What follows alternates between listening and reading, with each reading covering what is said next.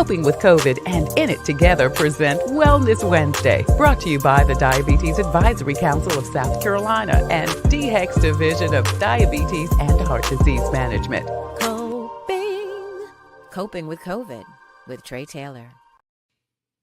Fight the spread and take a stand against coronavirus. Wear a mask in public. Stay at least 6 feet apart from others. And get tested. Join us and fight the spread.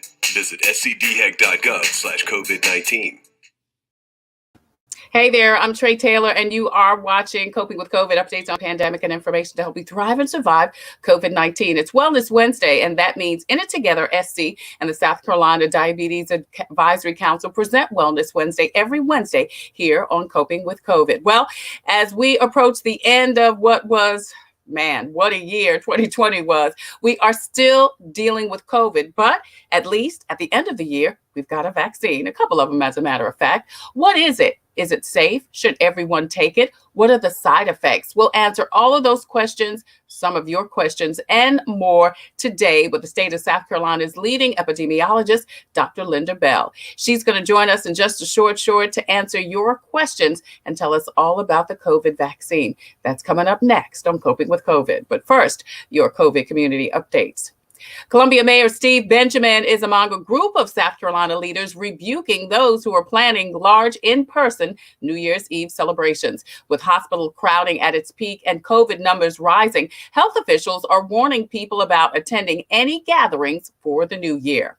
Stimulus checks should be arriving in bank accounts across America yesterday. If you have direct deposit with your tax returns, you will see a $600 credit. What, you asked, happened to the 2K President Trump suggested?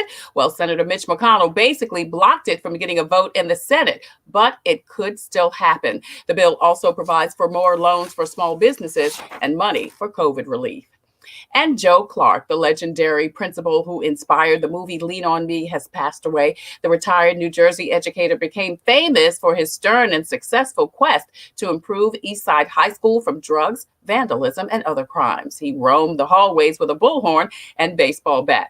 Clark also worked as a juvenile detention center executive and turned down a job from then President Ronald Reagan, saying he was dedicated to his community and students. Joe Clark was 82 years old. SCDHEC has your most up-to-date list of times, dates, and location for COVID listings and also flu vaccines across South Carolina. Visit scdhec.gov for more information. Now, you can also visit gogettested.com. There, you will find a list of testing sites across the United States. You can make an appointment and even find out where you can get your test results in 48 hours or less. Visit gogettested.com. Now, check the bottom of the screen throughout the show, and you will find information again about COVID testing in and around South Carolina. You'll also see the DHEC Care Line. Now, with the DHEC Care Line, you can find out about COVID. You can find out about testing. You can also find out about transportation to get a COVID test. Now, speaking of transportation, if you are unable to be transported, if you are immobile, Richland and Clarendon County paramedics are actually doing in-home COVID testing.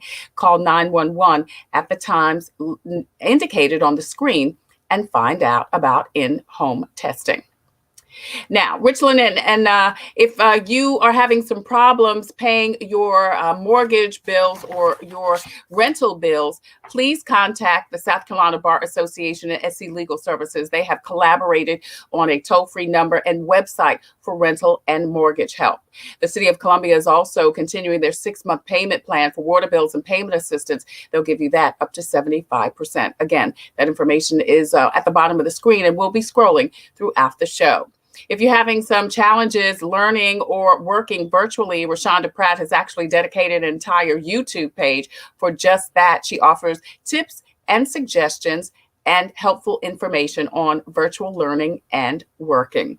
If you or someone you know is a graduating high school senior, the South Carolina Association of Counties is giving a scholarship, $2,500 on an annual basis to graduating high school seniors.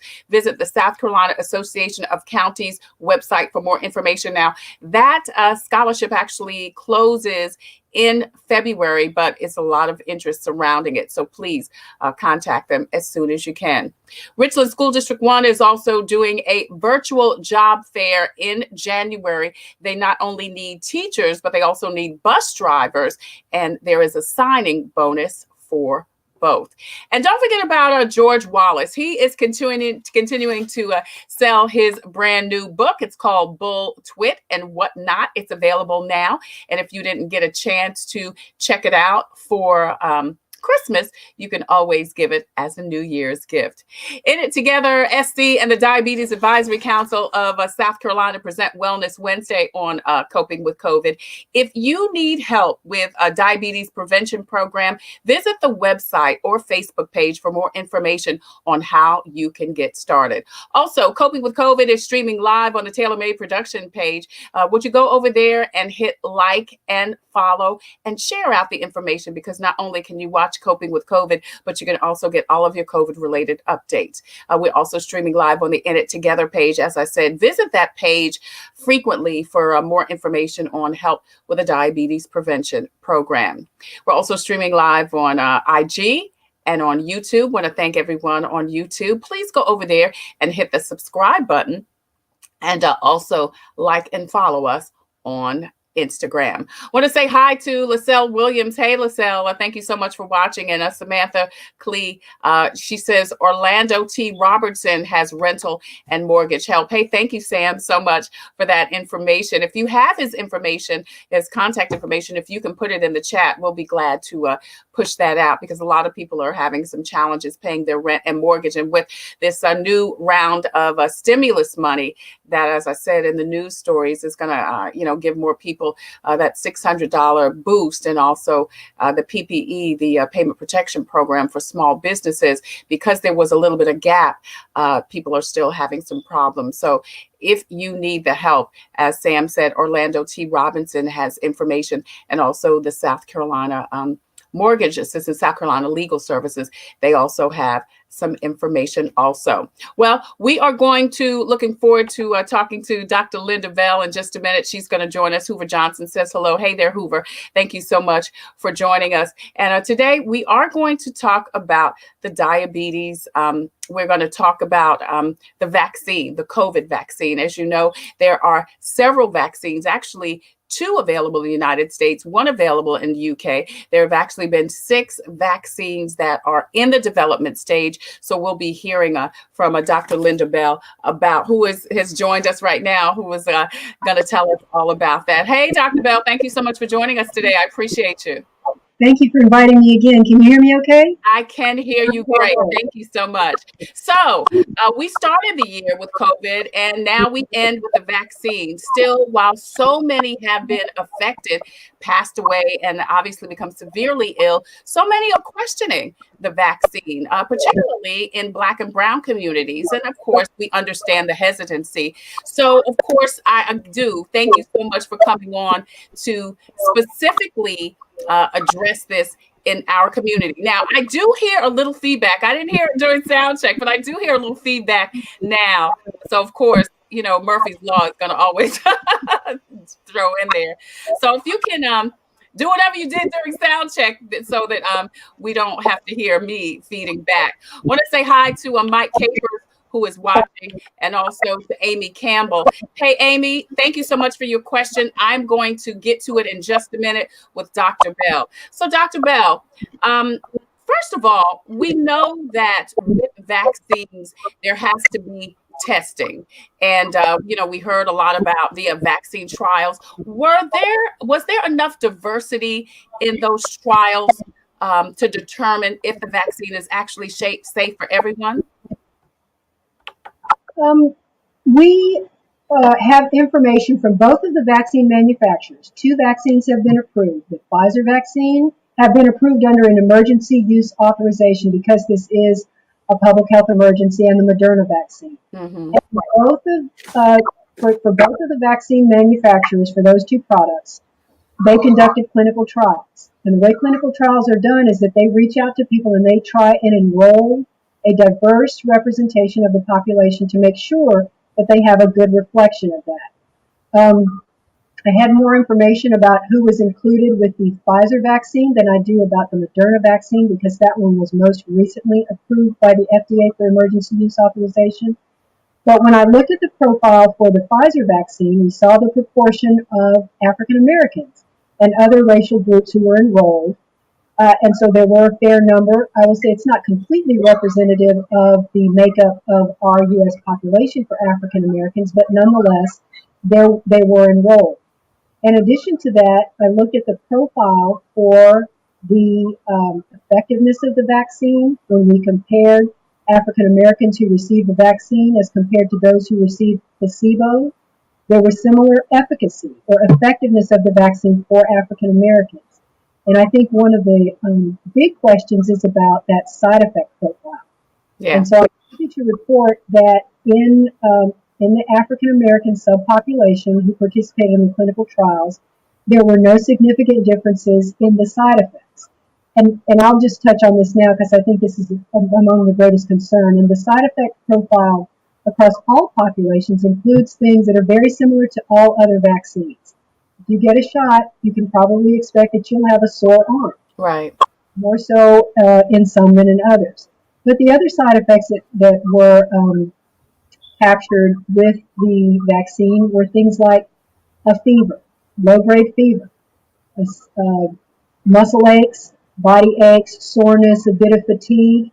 Most of these side effects start within a day or so after the vaccination, and the vast majority of these resolve within about 2 days. So they're actually relatively minor.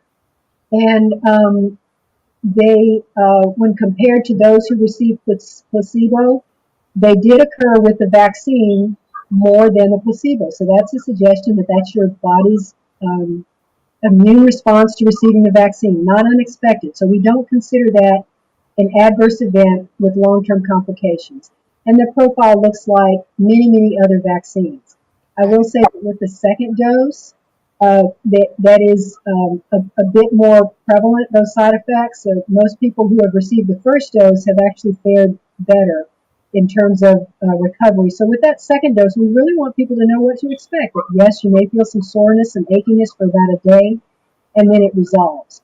We are monitoring and I'm sure many of you are seeing these reports of severe adverse allergic reaction. Mm-hmm. And I'll mention that quickly. People that have those severe adverse reactions are mostly under the treatment of an allergist, so they are aware of those. And that's actually a contraindication. This is one of the things that we're doing to assure the safety of the administration of the vaccine, is that if you have a history of severe allergic reaction, then you should not receive the COVID-19 vaccines. And as we administer the vaccine, and more people will learn more about the side effects. All right. We're talking to Dr. Linda Bell, state of South Carolina epidemiologist. We're talking about the COVID vaccine. Dr. Bell, Hoover Johnson says hello from the big guy. Now, I don't know what big guy. I don't know if that's Santa Claus. I don't know if that's Jesus Christ. I don't know who that is. Hello, Hoover. It's so good to hear from you again. Thank you, Hoover. And Amy, don't forget, I'm going to get to your question in just a minute. So you've answered a lot of questions I was already going to ask, but let me ask you this. Let's break it down. So, Dr. Bell, is the vaccine safe? The vaccine is safe. The vaccine, the two vaccines that have been approved for use have gone through the clinical trials demonstrating the safety and the effectiveness. And the process by which they arrived at that has been the same process that that the FDA goes through, that the FDA requires drug manufacturers to go through for any other products that are introduced on the market. So whether these are oral drugs or whatever, the FDA has requirements in the United States. Right. This is one of the reasons why some of our products don't come to market as quickly, because of what the FDA has in place.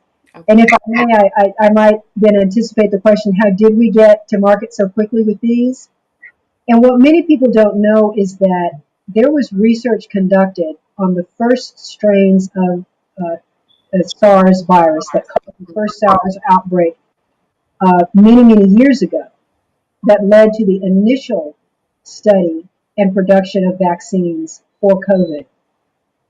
Because that disease went away, it wasn't of profit to the vaccine manufacturers to continue that work. But when we saw this new strain that's closely related to the previous strain, they benefited from that previous research. That's one of the reasons that we came to market so quickly, because we had years of previous experience that people aren't aware of. Yeah. Amy Campbell says, thank you for all of your hard work. Jennifer Reed says, thank you for that information, Dr. Bell. She's got a question too. Hey, Jen, give me just a minute, because we're going to get to all of that, all of your questions. But I want to know first, Dr. Bell, so does it prevent or protect you from getting COVID? So that's an excellent question. The other thing that we've learned from the clinical trials and the endpoint of the study, the determination of their effectiveness, was in the prevention of severe disease, the prevention of hospitalization. So these vaccines have been shown to prevent severe disease, but what is not known yet is whether they actually prevent infection.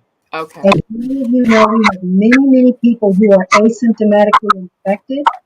The vaccine may not prevent those infections where people have no symptoms. So the concern is that people who have been vaccinated themselves, they're protecting themselves. They may not get sick.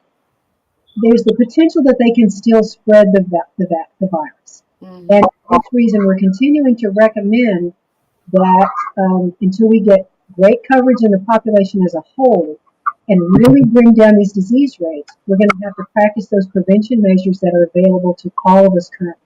We've got to continue to wear these masks, to physically distance, to limit contact in groups until we are in a much better position with this pandemic than we are currently. Right. So even if and when you get the vaccine, that doesn't make you home free. You still need to, as you say, mask up, socially distance. Right. As long as the disease is raging in our communities like it is now at the highest rates that we've ever seen, we need to continue to wear those masks, because you can protect yourself. And I really encourage people, I'd like to talk more about the risks of the side effects, all the concern, and the benefits as compared to the risk of disease exposure that we're seeing now. All right. Well, what I want to do now is I want to talk about the vaccines. There are two currently in the United States, one in the UK, correct? At least. There are many more. I'm really not prepared to speak to vaccines that have been introduced in Russia. Okay. And other countries, but what we have available to us in the United States is what's currently authorized for administration. But there are a number of others in the pipeline that will be considered soon for approval by the FDA. I don't have a timeline for those other products, but there are many. Right. I want to say hi to Nicole Edwards. She says prevention is key. Don't get lax just because you get the vaccine. Thank you so much.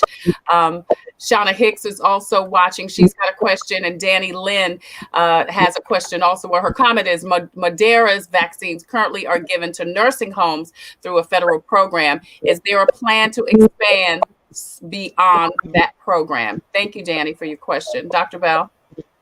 Yes. The federal government required states to pre-position the vaccine pending the FDA's approval of their use. And the reason that was done was that it was highly anticipated based on the evidence that they would be approved.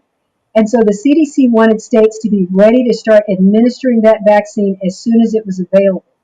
What that meant, though, was that states were required to pre-position the vaccine before we had the full information about the actual availability of both of those products. So what the decision that we made in South Carolina was to commit all of the Moderna vaccine to our long-term care facilities for the simple reason that they don't have to be refrigerated or actually frozen at those ultra-cold temperatures. We really felt that it would be simpler for the long-term care facilities to manage that product. It had nothing to do with one or the other being superior. It was just a logistics decision. And then the other thing just has to do with packaging. I think this is an important point for your viewers and your participants, is that the Pfizer vaccine has a minimum order of 975 doses. The Moderna vaccine has a minimum order of 100 doses. It's easier for facilities to manage 100 doses and move that quickly into the population than it is to gear up to administer those 975 doses. However, we began vaccinating in our nursing homes I believe we received those on December the 28th, and chain pharmacy through that federal contract is doing that now. And we hope to complete the protection of all those who are vulnerable in the long-term care facilities within a matter of a few weeks. And when we've completed that, those Moderna products will be available for those who are in phase 1A, along with the Pfizer vaccine that we're administering now to those in phase 1A. All right. Thank you, Danny, so much for your question. We're talking to a state epidemiologist, Dr. Linda Bell, about the COVID vaccine. Jennifer, I see your question. I think this is going to answer it. So I want to talk about, since Danny mentioned Moderna, let's talk about the two vaccines that you said that are currently been approved for the United States, and let's break them down. So we're talking about Moderna and Pfizer, correct? That's correct. Right. So what are the differences? Well, they are both what we call mRNA vaccines. It means that they're based on the messenger RNA, the genetic material that is found as a portion of the virus. It's really important to understand that neither one of these vaccines actually contains the virus or any weakened form of the virus. They just contain the genetic material that codes for a particular protein that's found on the coat of the virus. So they're both designed similarly. The effectiveness of both of these products is very similar, in the range of about 95% in the protection against severe disease. You know, there's mild variation between the two. They were both tested in roughly the same population groups, but I will say that the Pfizer vaccine was given approval for administration in individuals who are 16 and older, whereas Moderna is only indicated for those 18 and older. Oh, okay. What's missing there for both of these vaccines is they're not currently approved for administration in children. But other than that, the profiles are very similar in the side effects. They both require 2 doses. And when someone gets their first dose with one product, they must get the second dose with the same product. Okay. The Pfizer vaccine should be separated by 28 days between the first and second dose, and the Moderna vaccine is separated by 21 days between the first and second dose. So very similar products in effectiveness, efficacy, and I've already spoken to sort of the storage and handling issues that are different. And both have similar side effects. You talked a little bit about that too, the numbness in the hand or low-grade fever. So both of them have the. If you get a shot in the arm, you know, I'm pointing right here to this muscle. It's generally just localized tenderness that lasts for a short period of time. So it's not numbness in the hand, or you know, it shouldn't be traveling down your body, anything like that. But low-grade fever in some, achiness. And so it has a similar side effect profile for both. Right. We're talking to Dr. Linda Bell, State of South Carolina epidemiologist. Please post and share this information out, because a lot of people are asking about this COVID vaccine, and we appreciate everyone for joining us. Shauna, I see you have a question about the effectiveness. So we'll go to Shauna Hicks' question. She wants to know, how long does it take for the vaccine to take effect after the second dose? And is there any level of protection after the first dose? She also says, thanks for everything you're doing. Thank you, Shauna. Thank you, Shauna. And I know what Shauna's thinking, because I know Shauna knows a lot about the flu vaccine. We always talk about the fact of the importance of getting the flu vaccine as early in the season as possible, because it takes about 2 weeks for your body to generate that immune response and protect you. And actually, I don't know the answer to how long it takes your body to mount that immune response. But what I will say is that a single dose of the Pfizer vaccine offers they're saying about 40 to 50% effectiveness, and this is why it's important to complete the 2-dose series, because that's when you get up to that 95% effectiveness prevention of severe disease. So yes, there is some level of protection after the first dose, but it is considered a 2-dose series, and that 40 to 50% coverage or 40 to 50% effectiveness will not get us where we need to be for a whole population of people to be covered when we're talking about getting to the point of herd immunity. When enough people in the population have some protection against this to allow us to reduce spread in the community. We can't get there with just a single dose with either one of these products. Right. Well, to that point, Renee Wunderlich wants to know. She's a journalist at WYFF, and I think YFF is in Myrtle Beach, if I'm not mistaken. And Renee, thank you for watching. She wants to know also the effectiveness of the first dose. She said, if for whatever reason someone's not able to secure a second dose within the recommended time window, if someone's able to get the first dose of vaccine but not guaranteed of the second vaccine, should a person still get vaccinated that first time? Yes. Okay. And I will say that although this is not recommended, that one dose is better than no doses. And if somebody is not able to receive the second dose in the recommended time frame, if they get it anytime after that, that's still fine. That's just the minimum time frame. Mm-hmm. So if they miss that either 21 or 28-day window and they have to get it after that, they won't have to restart the series and get, say, a total of 3 doses. And this is true for most vaccines that are administered in a series. It's a minimum interval, not a maximum interval. If you miss the date for that second dose, go ahead and get the second dose when you can, because you will still get that protection, that maximum protection. All right. So, Dr. Bell, who should get vaccinated? Or should I ask who shouldn't? Is there anyone that shouldn't get vaccinated? Well, I'll answer it both ways, especially for first who shouldn't get vaccinated. What is clear is those who have a history of a severe allergic reaction to a component of one of those vaccines, or if someone has a severe allergic reaction to the first dose, they should not get the second dose. So that's who should not get it. Who should get it is everyone, as indicated for each product. For Pfizer, everyone over the age of 16. For Moderna, everyone over the age of 18. There are some precautions. For example, for pregnant women. We don't have a lot of evidence right now. We don't have a lot of experience with the vaccine for pregnant women. That's because pregnant women are rarely enrolled in clinical trials. Right. Where we get information about the effect of these vaccines in pregnant women is if someone happens to get vaccinated and they're pregnant.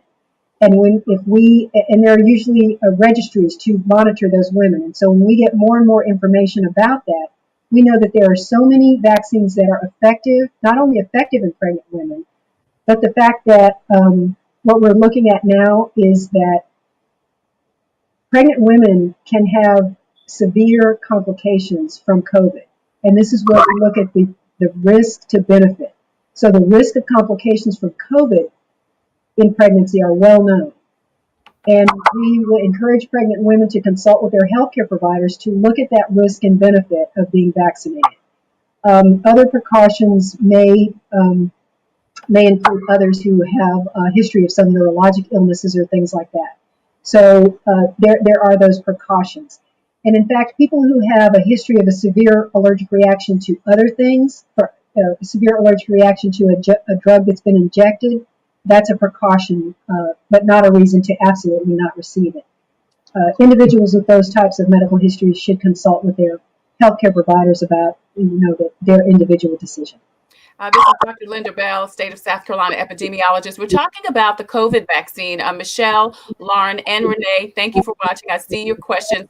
But I want to talk about the timeline. And this goes to Amy's question. She says, when should high-risk people expect to be able to receive the vaccine, and how would they get signed up or approved for it? And I know the initial timeline was healthcare workers, then the elderly, and then the general public. Is that correct, Dr. Bell? In general, there are some subcategorizations in there, but truly who we're focusing on for what we call phase 1A is those healthcare workers who serve in a role to save lives for COVID. So those healthcare workers who are working in our healthcare facilities, who are extremely overburdened, having provided care for the population we're moving now into 11 months, almost a year of doing this now. We want to protect those workers first because they are at highest risk, and we also need to preserve our healthcare facilities so that they can continue to provide care. So should they become ill, then that's devastating consequences for all of us. it's healthcare workers, it's first responders who provide medical care in the field emergency. It's those in long-term care facilities who have suffered the highest death rates and the highest rates that we're protecting first. But then in the next phase, there are also essential frontline workers who also may be potentially exposed because of their work setting or because of the jobs that they hold. So those are the phases. We believe that it's probably going to take us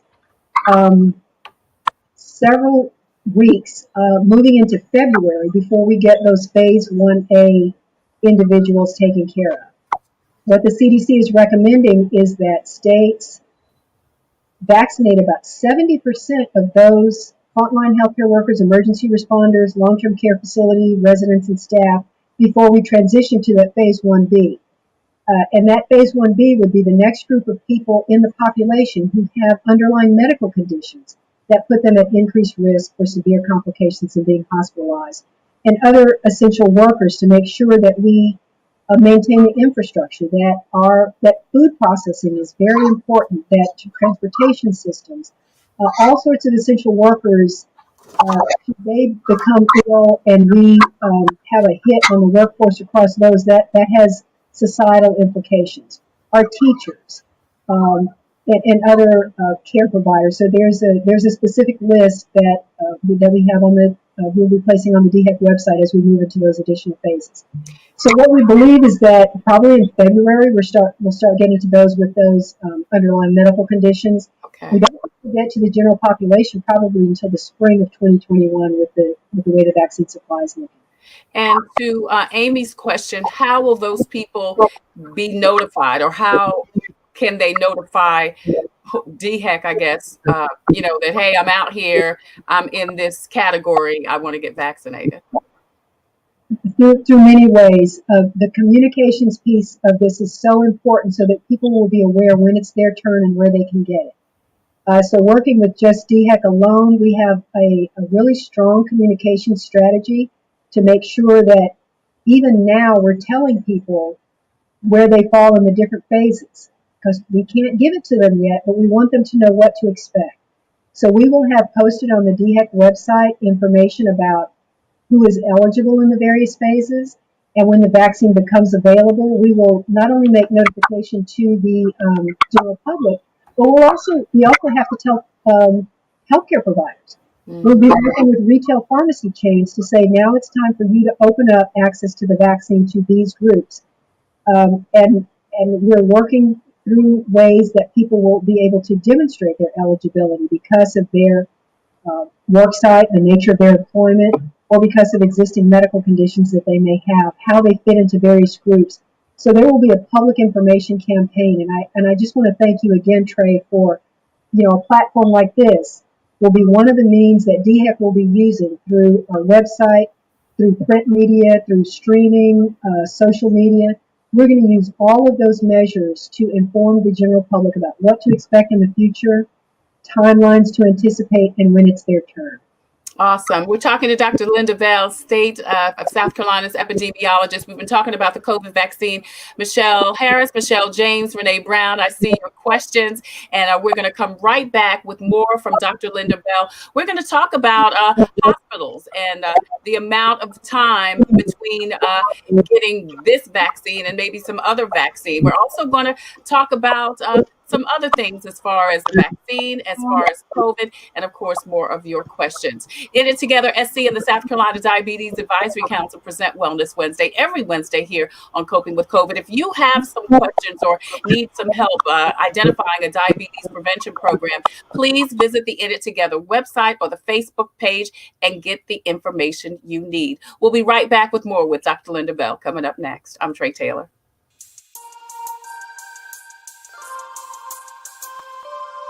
Coping with COVID and In It Together present Wellness Wednesday, brought to you by the Diabetes Advisory Council of South Carolina and DHEC's Division of Diabetes and Heart Disease Management. Coping with COVID with Tre Tailor.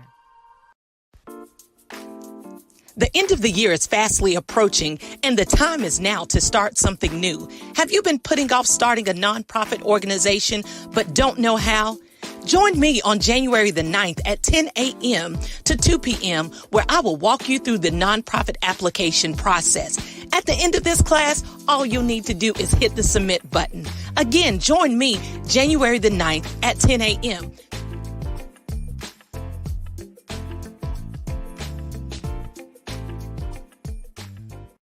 People will be able to look 100 years from now. They will know how we got over. This makes it even more important that we shine this light. Part of it also wasn't the fact that we couldn't have the physical graduation, but I also couldn't celebrate with my family out of town.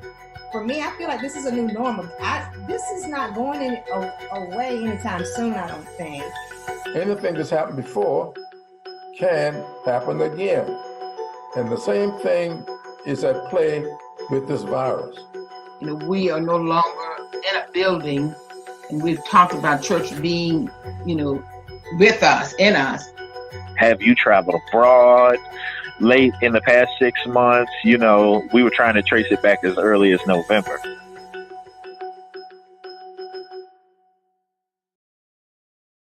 Hello, everybody. It's me, Crazy George Wallace. Happy holidays, everybody. What do you get the person that has everything? You get my book, my new book, Bull Twit. I can't say what I want to say. Bull Twit and whatnot. Just little ramblings of me coming out of my head, things I'll be thinking about. Like, we were so poor, people would break into our house, they'd look around, and they would bring us furniture. That's how poor we were. We were so poor, we could only listen to the Pips. We never knew that was a Gladys. But all these are in my book, georgewallace.net. It's a cute, expensive book with quality. Look at the quality on that book. Every page. It's wonderful. You need to get a book. Put some laughter in your life. Remember, I'm George Wallace. I love you, and there's absolutely nothing you can do about it. People are buying 5 and 10 at a time. georgewallace.net. See ya! Ho, ho, ho, ho. Merry Christmas. Fix my tie. Fix my tie. Hey there, y'all. I'm Tre Tailor, and you're watching Coping with COVID, updates on the pandemic and information to help you thrive and survive COVID-19. It's brought to you by In It Together SC and the South Carolina Diabetes Advisory Council. They sponsor Wellness Wednesday every Wednesday right here on Coping with COVID. Listen, if you need help with a diabetes prevention program, please visit the In It Together website and Facebook page for more information and to help you get started. What better time than now, as it is the first of the year. Dr. Linda Bell joins us. She is the state of South Carolina's leading epidemiologist, and she shared some great information last hour about vaccines. So if you are just joining us, please check out the replay and don't forget to post and share this information out because a lot of people are concerned and asking about the COVID vaccine. Dr. Linda Bell joins us again, and thank you so much for joining us, Dr. Bell. So, is she frozen? Okay, there she is.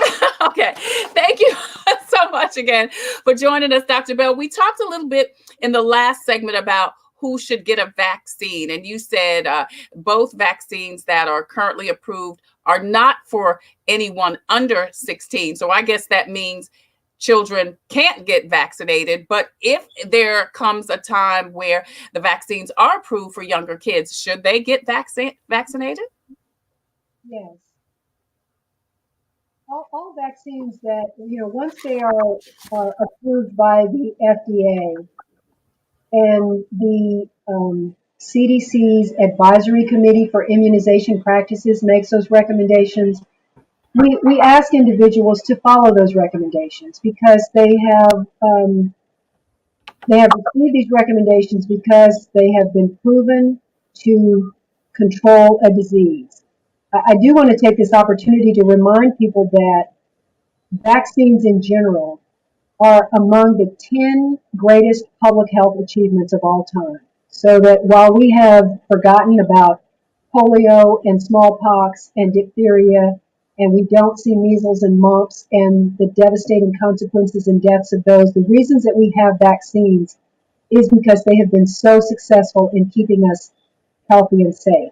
And so when a new vaccine is introduced, we want people to take into consideration the risk of the disease, the risk that they are putting themselves in harm's way by not taking advantage of the benefit of the vaccines we think about, we're still strongly encouraging masks and physical distancing. But what vaccines do for you is you get to carry that protection around in your body with you all the time. You don't have to remember to put on a mask. Right. You don't have to focus on physically distancing yourself. You get to carry that protection with you everywhere you go when you can't anticipate, when am I going to be exposed to somebody who has no symptoms and I have no idea that they did. So the ability to protect yourself with, carrying around these internal masks is what we really want to emphasize. So I do understand the questions, and I think these are all great questions. I'm happy to answer them.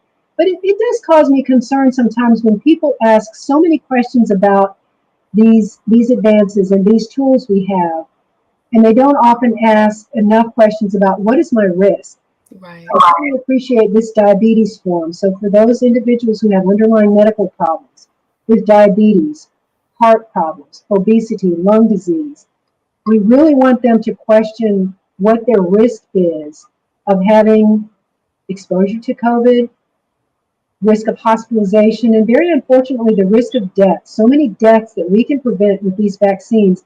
I want there to be balanced questions about the benefits of the vaccine and the risks of the disease. And that is really an important way to look at vaccines, not just looking at the downside, but the benefits of these. We have to give careful consideration to that. Well, I was going to ask you that. That was going to be one of my next questions about folks who have diabetes, high blood pressure, heart disease, cancer. How beneficial or how important is it for them to take the vaccine? I can't emphasize how important it is for them. Anybody who has those additional risks of severe complications really need to give this special consideration. But for any of us, that's a risk above and beyond the general population. And we look at stretches of days and days and weeks now where in South Carolina, we were really alarmed when we first started hitting 1,000 cases a day. Then we got to 2,000. We've had days now when we have had over 4,000 cases in a day in South Carolina. 5,000 people have died. And so it's really important for everybody. But among African Americans, it's important to recognize, and other racial and ethnic groups, that prior to COVID, we already had a higher rate of these underlying conditions. We often live in settings that put us at higher risk for being exposed, and then you have a higher risk of complications. African Americans are experiencing deaths 2 times higher than are whites. Mm-hmm. And so it's really important to me to make sure that I convey these messages to people that we have the tools to protect ourselves, and we need to take advantage of all of those tools, because these death rates and these hospitalization rates and these complications can be prevented to a certain extent. And I'm afraid that we're not taking advantage of all the options available to us. Right. Before I go to the questions, I want to know, should people who already had COVID get the vaccine? Yes. There's actually no minimum time frame after having COVID, as long as you've recovered. So you want to make sure you're not having any more symptoms from the COVID, and then you can be vaccinated. One of the reasons for that is if you should have worsening of symptoms, oftentimes people will have an unrelated illness that coincidentally they've been vaccinated, and they will blame the vaccine for what was going to happen anyway. But one point I will make is that for those individuals who've had COVID, it's really unusual to have a reinfection within 90 days. In fact, it's quite rare. We do know that there are some second infections. So we believe there's a time frame of immunity of about 90 days, possibly more. So when we start getting more people vaccinated, when vaccine supplies are very limited, we ask people to consider maybe waiting that 90 days after you've been infected to allow other people who have no presumed immunity a chance to get their vaccine. Yeah, that's good to know, because of course we've heard prior to what you just said that if you've had COVID, you can't get COVID again. But you're saying it's really only about a 90-day period where, you shouldn't get it. So if you've had COVID, definitely get the vaccine. Dr. Bell, Michelle Harris wants to know, should a person wait a certain amount of time between the COVID vaccine and other vaccines? She said she just recently received her second dose of the shingles vaccine. So we don't have information right now about the joint administration of COVID vaccine with other vaccines. And Michelle, I apologize for this, but I actually will have to look into that time frame of spacing. I would say that unless someone has received a vaccine that's a live vaccine or something like that, or have received another treatment, there is a treatment that's monoclonal antibodies. They ask to wait 90 days after the treatment with monoclonal antibodies. But I'm sorry, I don't have the best answer for that right now. I will make a personal comment though. When I got my 2-dose series of the shingles vaccine, first dose went fine. That second dose, that was a little rough. I had I was pretty sore for about 10 or 12 hours after that second dose of the shingles vaccine. I think it's a good example because what we may experience with other vaccines may be very similar to the COVID vaccine. So we don't want to be too, too hard on or too concerned about the COVID vaccine when what we're seeing with these other vaccines is similar. Shingles is a devastating illness. I actually had shingles myself, and it's a very painful thing. So again, whenever you prevent a complication, I was happy to suffer through, 10 to 12 hours of achiness not to get shingles again. And that's the same kind of thinking we want people to have when they think about COVID. Do they want to run the risk of a fever or soreness for a few days, or do you want to run the risk of getting the disease itself? Right. In It Together SC and the South Carolina Diabetes Advisory Council present Wellness Wednesday every Wednesday here on Coping with COVID. We're talking to Dr. Linda Bell about the COVID vaccine. Renee Brown wants to know, Dr. Bell, how close are local hospitals to their full capacity, and how worried are the medical staff that could happen here in South Carolina? To the full capacity. Well, we are closely monitoring the bed capacity, and that's staff bed capacity. We look at beds, and we have to have doctors and nurses to staff those beds, so it's not just beds alone. Another important reason why they need to be vaccinated. And we are in a pretty good position, I would say, as compared to these other states who have already been overrun. But we don't want to get to that point. We're looking at, I actually haven't looked at this recently, but we were running about 75% capacity for beds. We monitor the number of ventilators that we have available. We monitor the number of intensive care unit beds. And but we are looking at the fact that a good proportion of those beds are occupied by people with COVID. So while we're not, we're in a much better position than we are in other states, that's ever more reason to make sure that we stay that way. Because if we don't continue to practice those prevention measures, as we move into the next holiday coming up here is New Year's Eve, we want to be in a better 2021 than we had for 2020, but we need to do that safely. And just a reminder to everyone that small groups, household transmission with the people that you know best is where we're seeing a really high level of secondary cases. Wow. Transmission within households is about, you have about 50% transmission if you have one household member infected, that the other members in that household will be infected if they're not careful. And I mean really careful when you're sharing a household.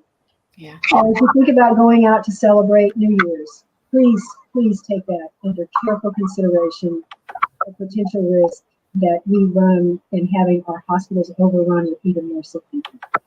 All right. Michelle James has a question. She says, thank you, Dr. Bell, for keeping us updated. She says, how about people with severe allergic reactions to nuts? Should they consult their healthcare provider as well before receiving the vaccine? I think Lauren Grant also had a question about allergies, and you mentioned a little bit about that. Do you want to mention something else about it? Yes, I will say a little bit about it. For the Pfizer vaccine, there is a precaution not only for people who have had severe allergic reactions to other injectable drugs, but if they have had a severe allergic reaction to anything, they should consult with their healthcare provider and run the risk and benefit. Because if they do that as a precaution and they're at high risk of complications, then they could consider having the vaccine administered in a setting where there's an allergist or other response person who's familiar with treating allergic reactions with an EpiPen or epinephrine or something like that. For the Moderna vaccine, right now, they're just saying as a precaution that those with a history of a severe allergic reaction to another injectable drug is a precaution. So not with those other types of allergies. There has been a recent report, though, of an individual who had a shellfish allergy and had a pretty severe allergic reaction to the Moderna vaccine. So, but I do make the other point that when these allergic reactions occur, they are getting a lot of publicity with the introduction of this new vaccine. Whereas other vaccines that might carry that same risk, those are not being publicized because we have those individuals who have severe egg allergies with a flu vaccine or other allergic reactions. And so this may roll out in the press as appearing like the COVID vaccines have more reactions associated with them, but we're just not seeing that's occurring with other vaccines. So again, they're similar, but that needs to be monitored carefully. And I don't want to diminish for anyone that has a history of a severe allergic reaction to encourage them to consult with their individual health provider. Right. Well, Renee Brown has a question that talks about that. She wanted to know, do you know what percentage you're likely to have a reaction to the vaccine? No, that depends on each individual. Okay. And Jennifer Reed had another question. Can you touch on distribution and administration? She says it seems like administration levels are low to make a difference, or too low to make a difference in lowering infection rates. Well, at this time, the limitation is in the vaccine supply. But I'm actually really pleased to report that, and I think DHEC will be releasing this in more detail this afternoon, is that federal government and states are monitoring the number of doses distributed and the number of doses administered. And when you look at South Carolina's profile, the number of doses administered from the number that we've received is actually higher than the national average by a good bit. And it's higher than the rate of administration in some of our neighboring states.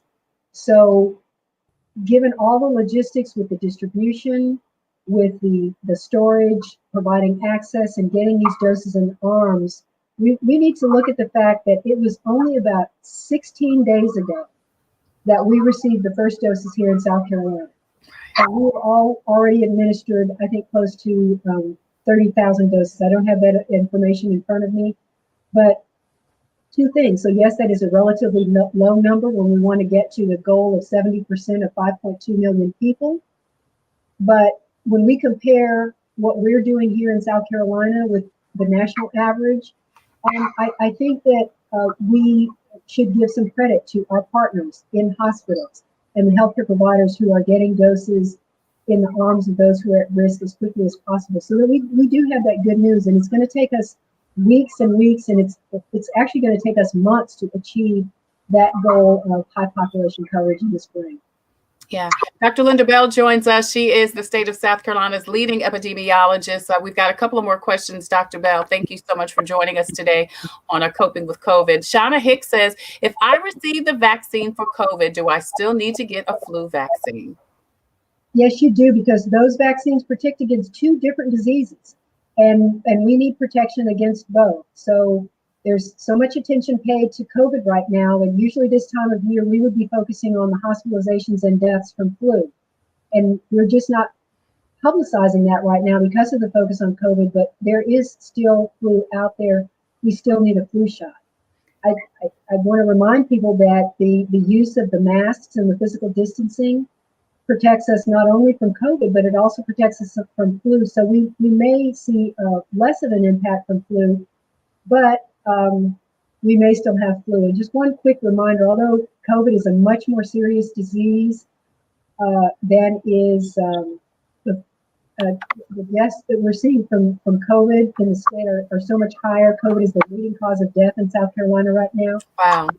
But just a quick reminder that the flu in young people, especially in children under the age of 5, they experience the same rate of hospitalization as do older individuals.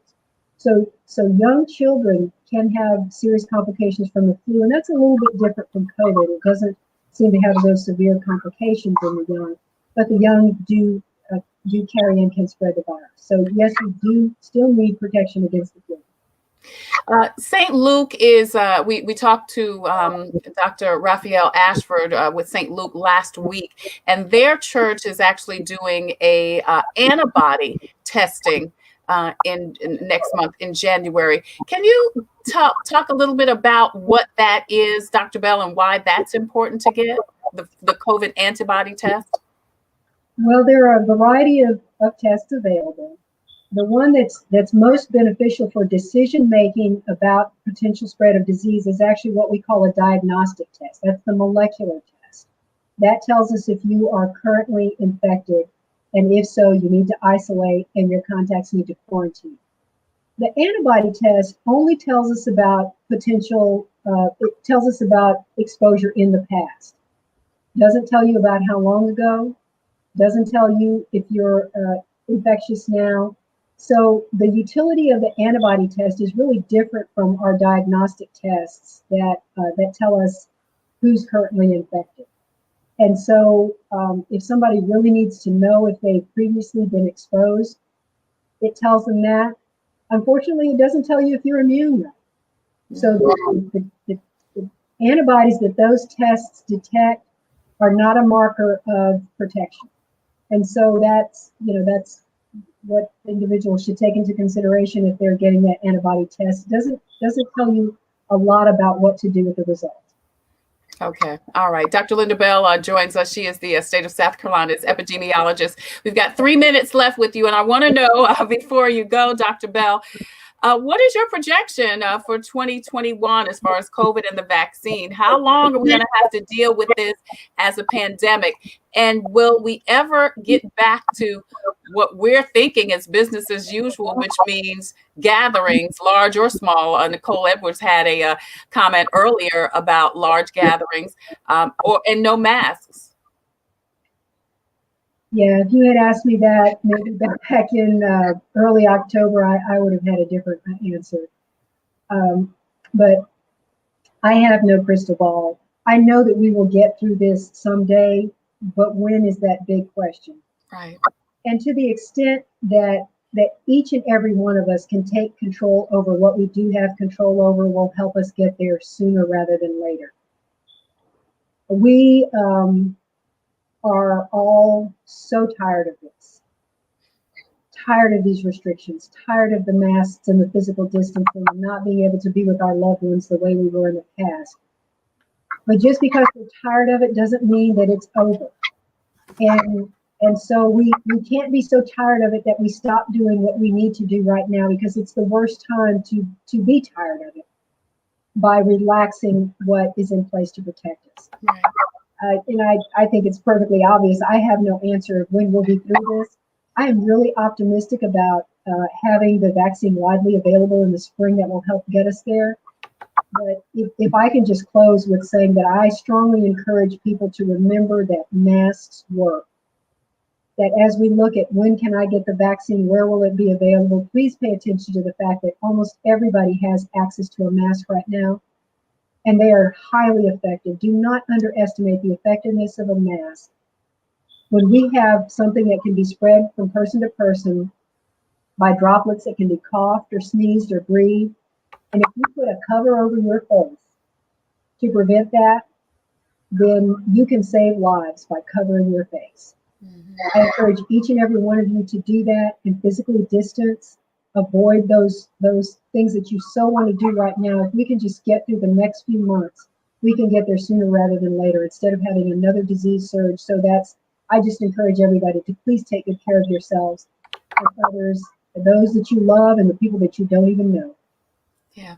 All right. This is Dr. Linda Bell, State of South Carolina's leading epidemiologist. Thank you so much, not only for the work that you're doing, but for joining us today and answering the questions and dispelling the rumors. And, Libby Wellman just said, Wehrman, she says, thank you, Dr. Bell. I always learn something from you. She says, and thank you, me, for bringing this communication to us. Libby, thank you so much for joining us. And I encourage everyone to continue to post and share this message out, because I know you know someone who is wondering about everything that we just talked about today that Dr. Bell so graciously shared with us. Dr. Linda Bell, State of South Carolina's leading epidemiologist. Again, thank you so much, Dr. Bell. This is a statement that DHEC released from Dr. Bell concerning the vaccine. And Dr. Bell, we appreciate you joining us today once again on Coping with COVID. Happy New Year. Thank you again for this opportunity. I really appreciate it. Absolutely. Thank you so much also. I appreciate you. All right. So if you have a story that could help someone cope with COVID, please inbox me at the TaylorMade Productions page on Facebook, and we would love to talk to you about featuring you on Coping with COVID. If you have a product or service that could help someone cope with COVID, please email copingwithtreTailor@gmail.com. And we would love for you to be a proud sponsor, just like In It Together. And the South Carolina Diabetes Advisory Council, they sponsor Wellness Wednesday every Wednesday right here on Coping with COVID. Also sponsors the Palmetto Media Connections, Agape Counseling and Training Center, and also the City of Columbia Office of Business Opportunities. Now, coming up next Wednesday on Wellness Wednesday, we're going to talk with Kathy Werner from DHEC's Tobacco Division. If you are thinking about quitting tobacco, quitting smoking, whatever you do with your tobacco in 2021, she has some great information, plus more updates on the vaccine with Dr. Jane Kelly, who is the Assistant State Epidemiologist. That's coming up next Wednesday on Wellness Wednesday, brought to you by In It Together SC and the South Carolina Diabetes Advisory Council. Rosamunda Peggy Butler says, thank you, Dr. Bell, for sharing correct information. And that's just so key, Miss Peggy, correct information. She says, please keep safe because we need you. As always, I leave you with a reading from Jesus Calling. It's December 30th. And today Jesus says, I am leading you along a way that is uniquely right for you. The closer to me you grow, the more fully you become your true self, the one I designed you to be. Because you are one of a kind, the path you are traveling is increasingly from that of other people. However, in my mysterious wisdom and my ways, I enable you to follow the solidarity path while staying in close contact with others. In fact, Jesus says, the more completely you devote yourself to me, the more freely you can love people. Marvel at the beauty of a life intertwined with my presence. Rejoice as we journey together in intimate community. Enjoy the adventure of finding yourself through losing yourself in me. Man, that's some good word today. That's your Jesus Calling for today, December 30th. I'm Tre Tailor. Until the next time, I wish you peace, abundant blessings, and I encourage you to please, as Dr. Bell said, wear your mask over your nose and under your chin. Until the next time, I wish you peace and abundant blessings. Happy New Year.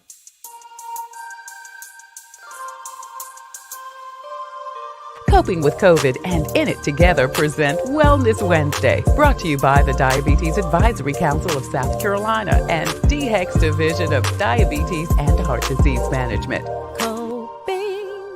Coping with COVID with Tre Tailor.